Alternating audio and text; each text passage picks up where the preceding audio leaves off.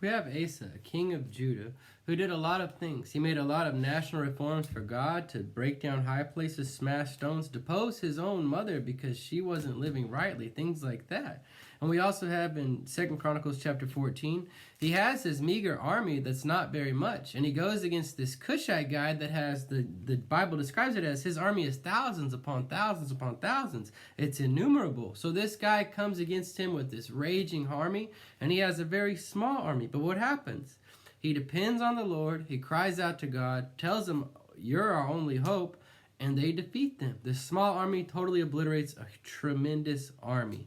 And so Asa in chapter 15, he's still following God. He's still making reforms. He's got encouragement from God, from a prophet, and he starts doing things even more in line with God's will. He's seen the power of God working on his behalf. He saw the insurmountable odds when the enemy forces were against him, just going to demolish him.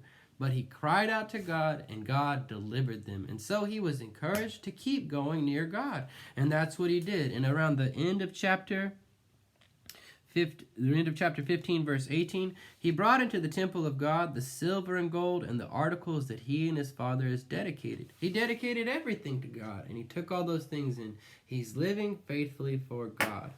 And he's been in a lot of trouble with a vast army. But what happens in chapter 16? He runs into some more trouble.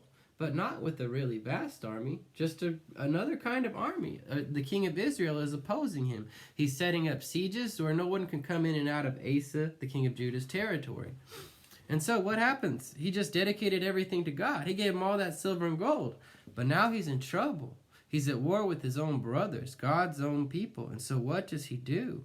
He reaches out to a king of Aram, and he gets all the gold and silver from God's temple, and he dedicates it to the king of Aram. He gives it to him. He says, "Hey, I need your help. I need you to help me defeat this other people."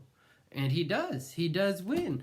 The king of Aram does help him, Ben-Hadad. He helps him succeed, and he has success. But then the cities that were being sieged, he tears apart and gets those cities rebuilt. But then the seer comes to him and tells him, he said, "Why did you do that?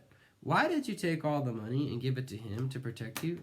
What are you thinking, Don't you remember a while back when that army that couldn't be numbered was against you, and your meager army, and you called on God and he defeated him? Don't you remember that? Don't you remember that you just dedicated all that gold to God? Wow, you've done a foolish thing." And so God says from now on you're going to be at war. And so he could have humbled himself before God and admitted his sin and stopped doing that. But again, he didn't just give Ben-Hadad, the king of Aram, gold. He had success. Ben-Hadad helped him. He had done good in his people's eyes, and his people as a king were like, "Hey, you helped us."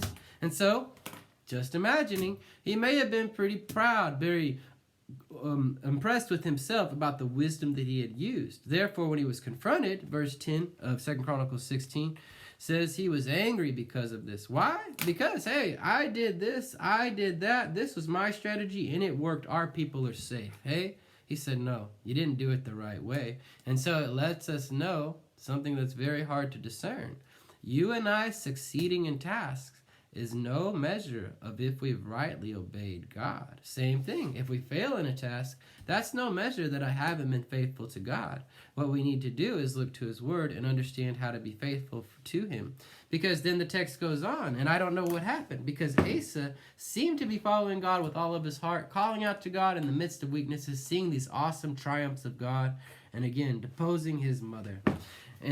And so later on in his life, he got a severe disease. But the text tells us, 2 Chronicles 16, chapter 12, said that he didn't seek any help from God. He sought help from physicians, which is all right to do. But when we go to physicians, we pray. Our hope is in God, not in the physician.